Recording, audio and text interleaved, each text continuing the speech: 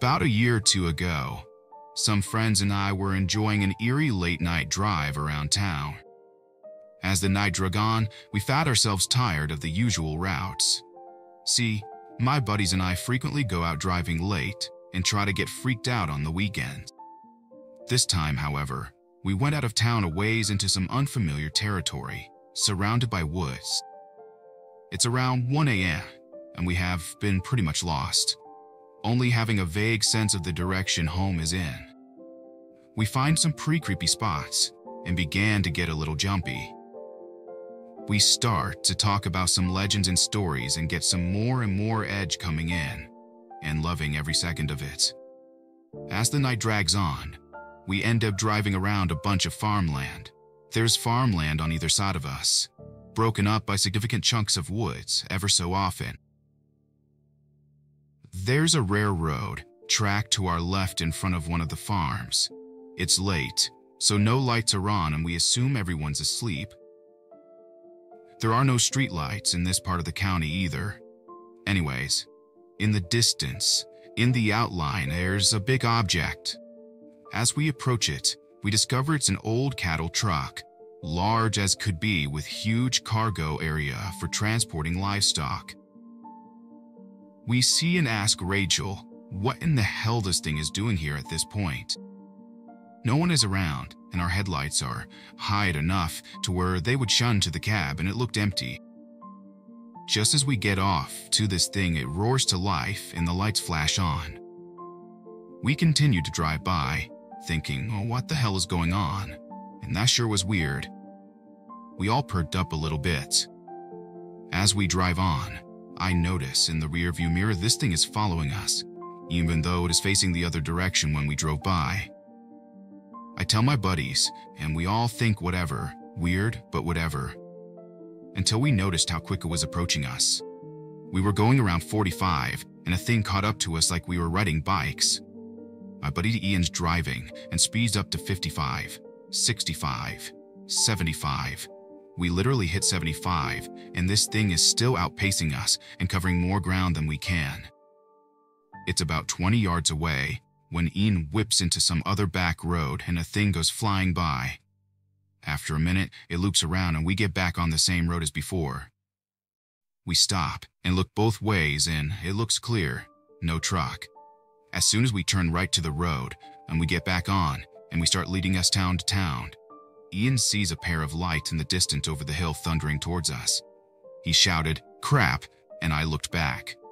Once again, we get up around 75 miles per hour on this little back road, and the damn truck is still coming. It's getting closer and closer, and appears to be accelerating. At this point, our instincts kick in. I tell the guys we better haul our butts out of here and speed up more. We see the main road coming up that led us back to this truck, and it's right back on our butts. Ian tells James in the back to assemble the Ruger we had in the back and load it, but we all knew would do jack against a cattle truck that seemed to be unmanned. As we get to the road, there's only one car in sight, and it quickly darts past, not noticing. Luckily, because we were going so fast, and we were so scared of the truck barreling towards us, that it was literally 10 feet away at this point, that we not only illegally changed lanes, but also ran the light and sped home. I stared out the passenger window, my mouth dropped when I saw the thing plow through our last position and sling right in the opposite direction we were headed in. I still didn't see a driver. We watched in the rearview mirror, and its twilights disappeared slowly. We were relieved. Looking back, it never got off the road we were on until it almost killed us and made that hard right. I don't know how that thing didn't fall over. It should have toppled. How? I think we drifted in the Explorer we were in. Anyway, it was a spooky night, and I haven't encountered it again. But I don't think we've been back on the same street. We've tried to find it but aren't entirely sure where we were. I guess it could have been just some crazy dude jacked up on something driving like a maniac. But we never want to see that driver again, because somehow that truck defies the laws of physics. Since me and the guys talk about it all the time and laugh now, I thought I would share it. We still drive late at night in remote areas, and have seen other things worth noting, but nothing like that damn truck.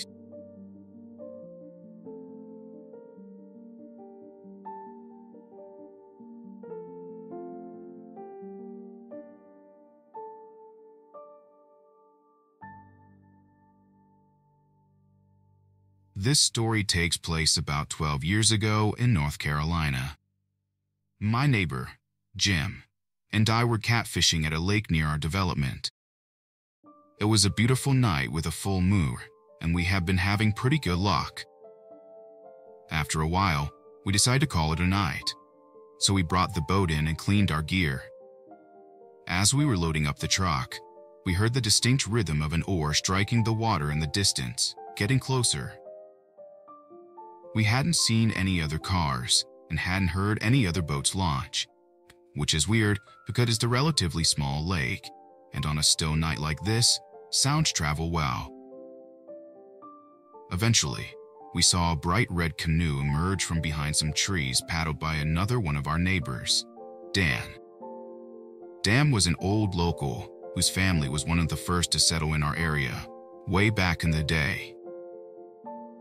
He was quite a bit older than us, and was always a little crabby, but we still knew him somewhat well, and I never really had an unpleasant interaction with him.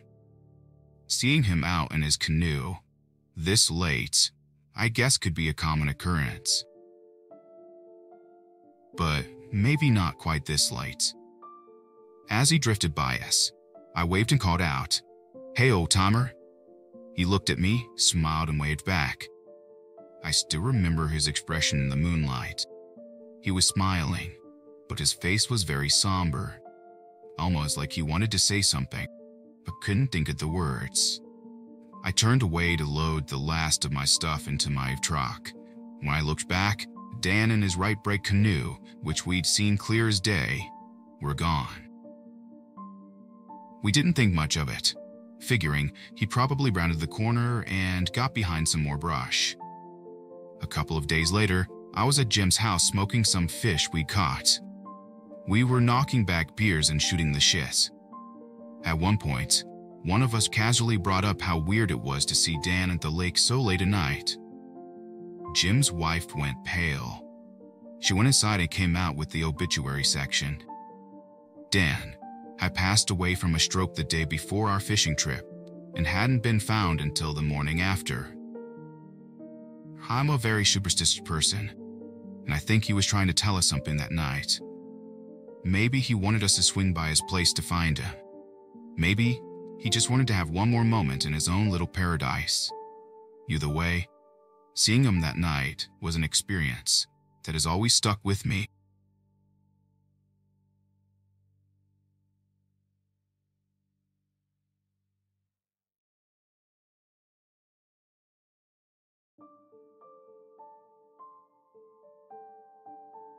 I was about 19 at the time, living in the small town of Dwelling up in Western Australia. I was living there with my younger brother, who was about 15 or 16 at this point. We had only moved there about 2 years prior, so we were kind of outsiders in the town, and I hadn't made many friends there at all, other than my neighbor.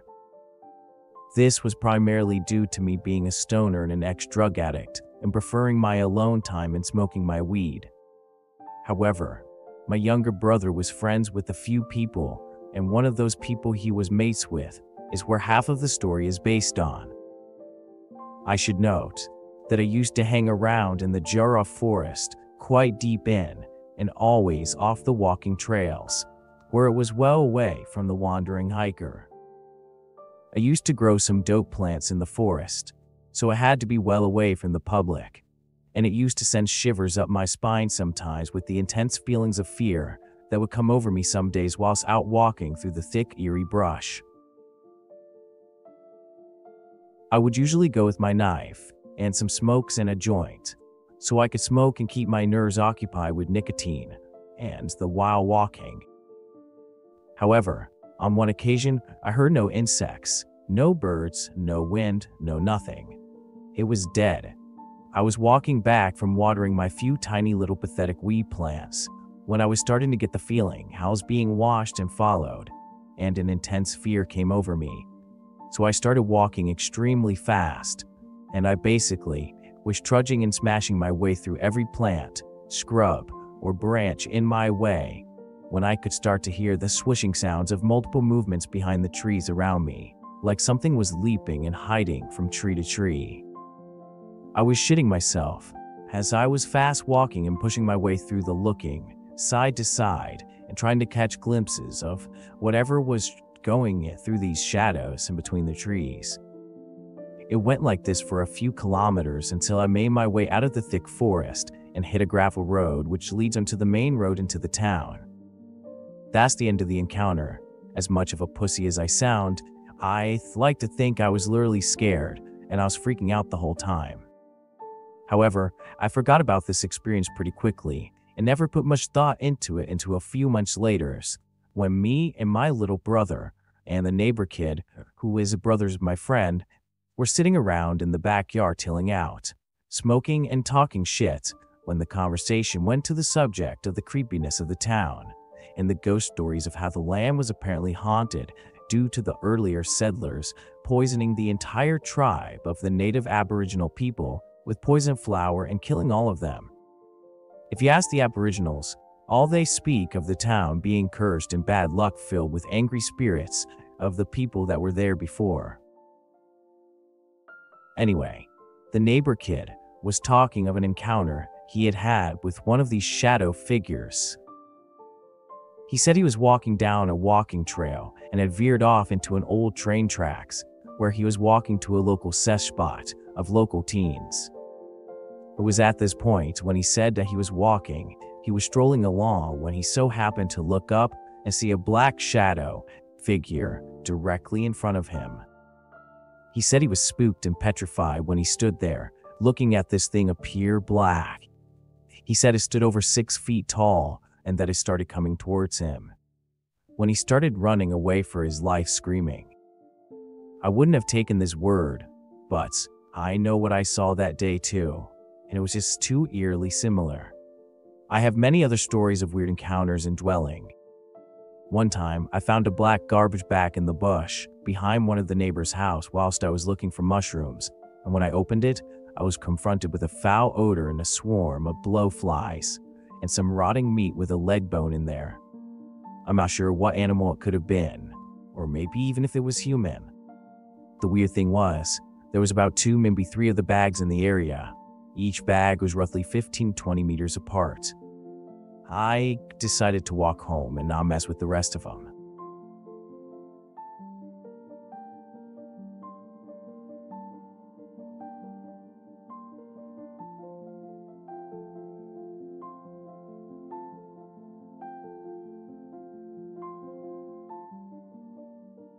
Some background. At the time, I lived in the country in central Texas, outside of Red Rock. My closest neighbor was a ranch about a half-mile to the west. For months, I had been seeing something near the woods on my property. I couldn't tell really what it was. Sometimes, I would see a large toothy smile in the dark at the tree line. Now, the story. It was the middle of a rainy day in September of 2009. I was off to work and relaxing on the couch, watching TV. I keep hearing scraping on the metal roof. There aren't any trees very close to the house, but I just shrug it off. Then, there were loud thunks on the roof, but again, I just shrug it off because I live alone and really don't feel like getting scared. Suddenly, part of the siding just comes off of the house, under the window next to the TV. I had removed part of the sheetrock to fix the outlet, so that part of the house is now fully exposed to the rain. Through the hole in the wall, I thought I caught a glimpse of a tail. I grab my handgun and go outside to put the siding back on. When I reach the piece, I see claw marks on the piece of the siding on the house. 3 claws. I suddenly get very uncomfortable. I feel like I am being watched. As you would expect, a wet wire starts to spark. I run towards the back door, and I can hear something running behind me. As I reach the back stairs, I get pulled off the steps. I screamed and unlocked my gun. Whatever it was let go. When I stood up, I looked around to see what was running through the forest.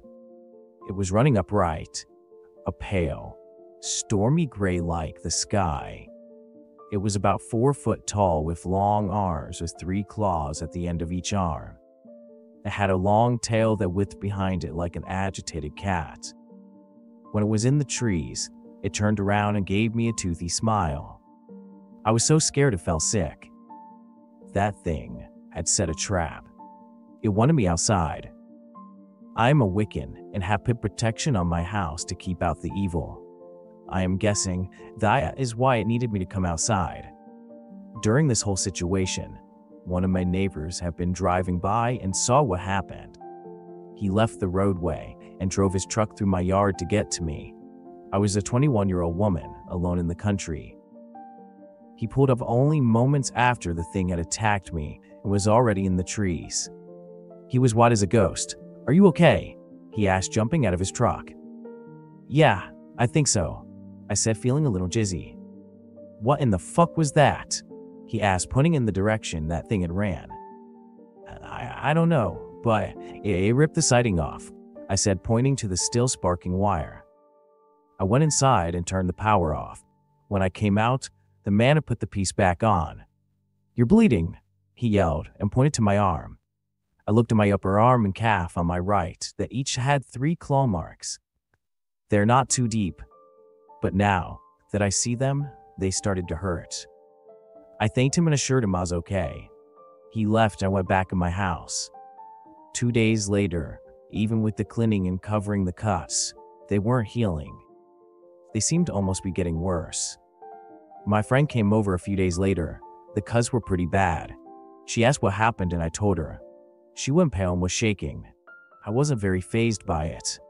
I said a few personal protection charms and went on with my life. She told me she could fix my cuts, so I let her try. She pulled a small bottle of holy water from her purse. She's Catholic. And she prayed while she poured the holy water on each cut. It didn't really hurt anymore. 3 days later, they were mostly healed. She believes it was a demon that someone had summoned to attack me. I don't know what it was, but it has been 9 years now, and I've never seen it again. And I still have the scars.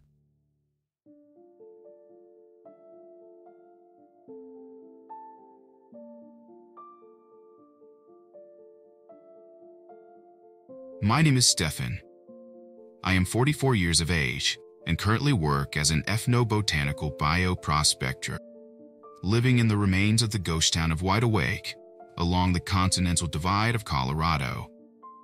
I spend most of my time in the mountain forest looking for, collecting, and analyzing plant species for novel medical uses.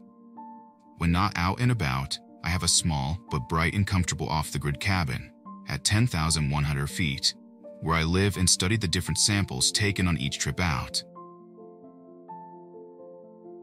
These surveys for samples take me all over the Gilpin and Boulder County area on foot, so I encounter many unusual and different things.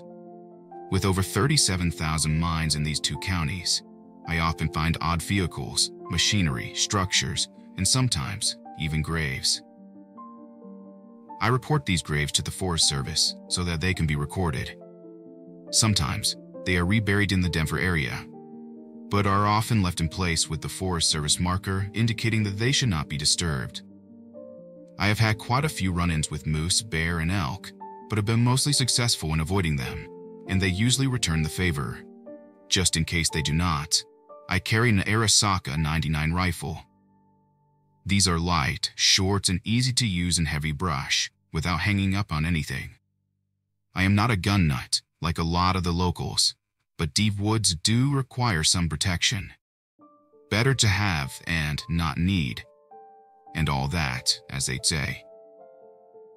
On October 6, 2011, I began a 2-week survey to find and mark colonies of rattlesnake plantain orchids. It may come as a surprise to some, but the mountains around me contain over 40 species of high-altitude orchids. Rattlesnake plantain orchid is unique in the fact that it never freezes. The leaves stay green and flexible under the snow regardless of the temperature. I received a request to survey and mark any colonies found for winter collection so they can be analyzed in lab conditions. This mostly would be entailing finding a colony, planting an 8-foot fiberglass pole with a flag, and recording a GPS tag site. The first 3 days went by quite uneventfully. I found a colony, plant flag, mark GPS, etc., etc. Would walk a survey arc of about 10 miles and end up back at my truck for the night. I have a hardcover cover-up truck in my bed and a bed set up inside for sleeping. On the 4th morning, I awoke and drove to the next survey arc. I parked and geared up as usual. Sky was clear and I could smell the pines and spruces and the light wind around me. The forest was really quiet, but this is normal. Most of the birds have headed lower. Squirrels seldom venture out this time of year.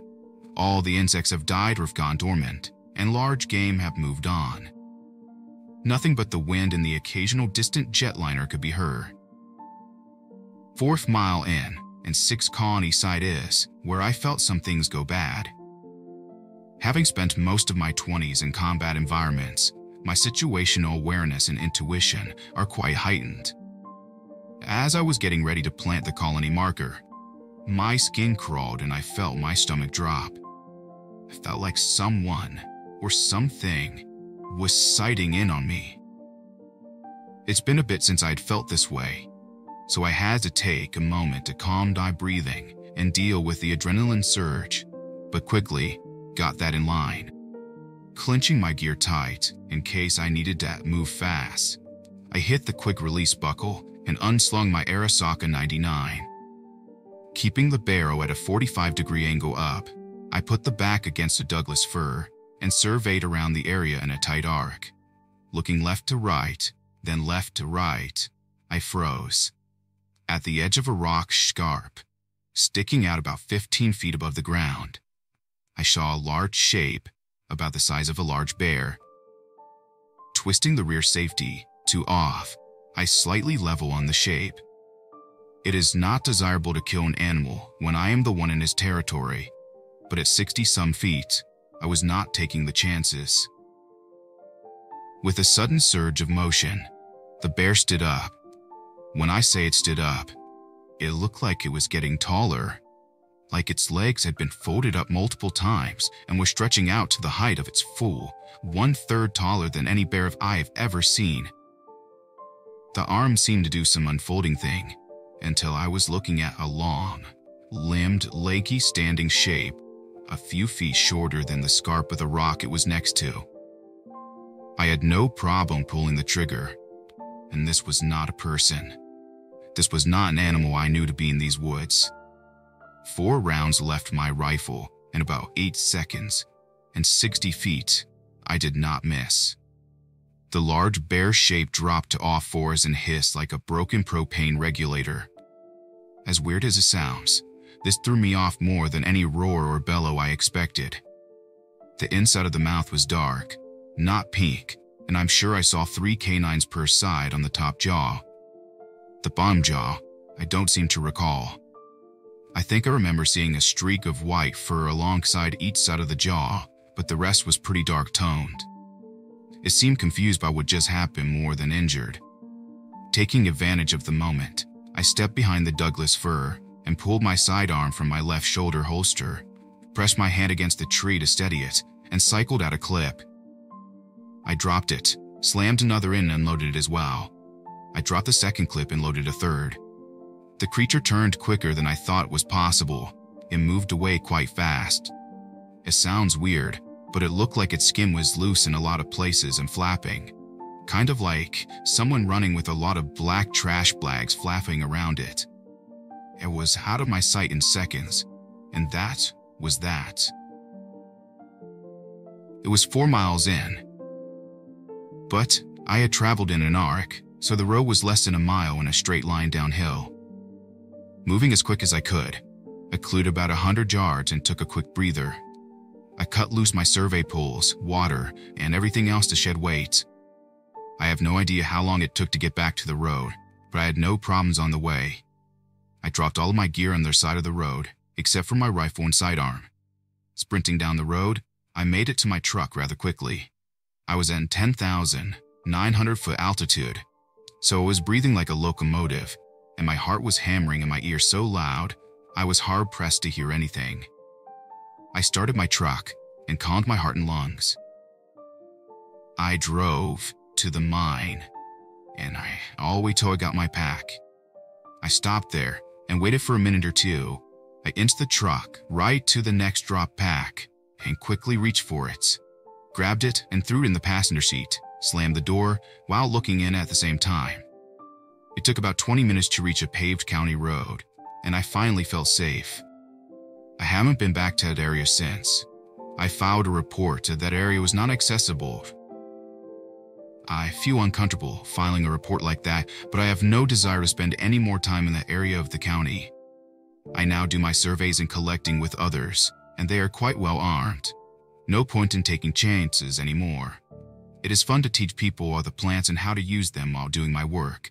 Guess it is kind of a happy ending, but I still get a bit fearful from time to time in the woods. Keep your eyes open, ears clear, and head on a swivel.